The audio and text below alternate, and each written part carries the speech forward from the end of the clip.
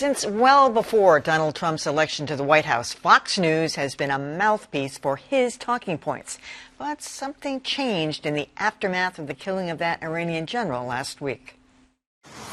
It's not exactly seismic, but Fox host Tucker Carlson made it clear he wasn't all that happy with the U.S. military taking out Iranian General Qasem Soleimani. But America appears to be lumbering toward a new Middle East war. Without blaming President Trump directly, Carlson went on to say that chest beaters like former National Security Advisor John Bolton had been itching for a war with Iran for years. And tonight, Bolton may be finally getting his wish. Should you be happy about that? That's the question. But as soon as his hour was up, back came the administration mouthpieces, starting with Sean Hannity. What happened tonight is a massive, huge win for our military capability. The next night, he doubled down. Tonight, the world is safer as one of the most ruthless, evil war criminals on earth has been brought to justice. Over on Fox Business, Lou Dobbs sounded like he was reading a hostage manifesto. He's already set a standard, Congressman, for presidents that most mortals won't be able to meet. He outworks them. He outthinks. He is remarkably resourceful.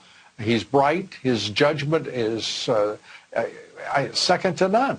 Which makes it more remarkable that a colleague dared take them on and come off sounding reasonable in the process. Our government exists to defend and promote the interests of American citizens, period. That's why we have a government.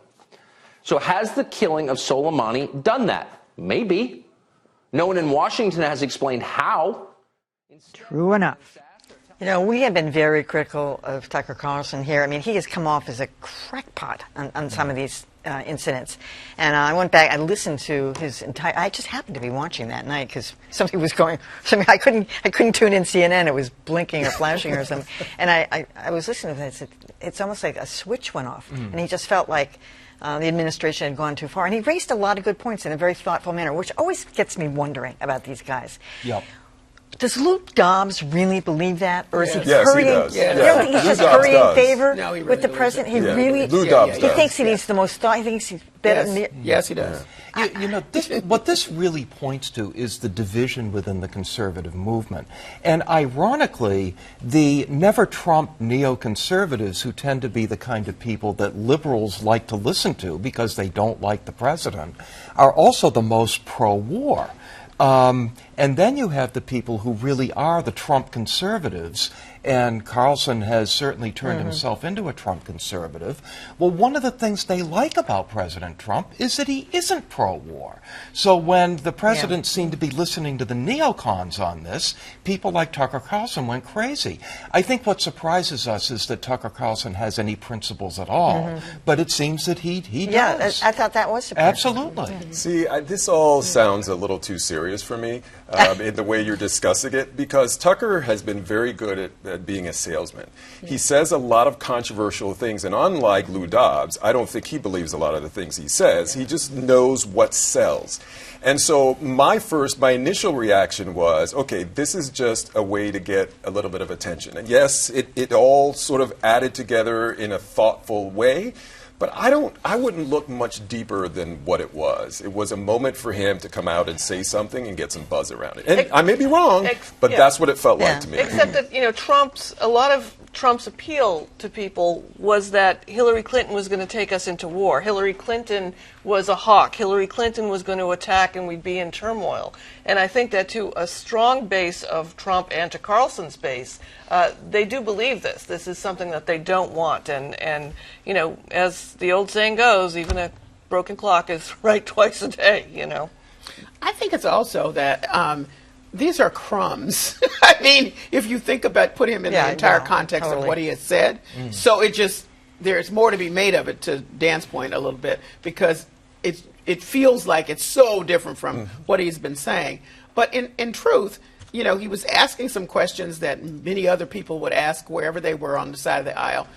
Were we right to be assassinating or targeted killing someone? Who are we to say? These are the regular questions to ask. Anybody should ask at this point when something major like that happens. Do we want to go back into war? Will this all the stuff that we're not able to answer a couple of days ago and to some extent still can't answer.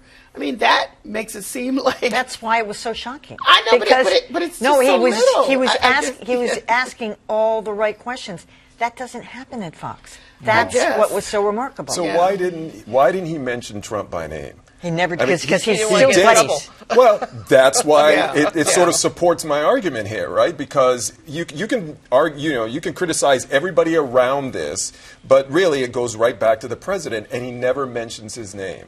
And so I think that if you buy into what he said as being thoughtful and bucking the system or the party line, then he should have then criticized the president directly. But he knows if he's making not independent, though. Right. I mean, he's not an independent journalist. He's still a partisan hack. Right, I get it. But I think that this is reflecting something he actually believes.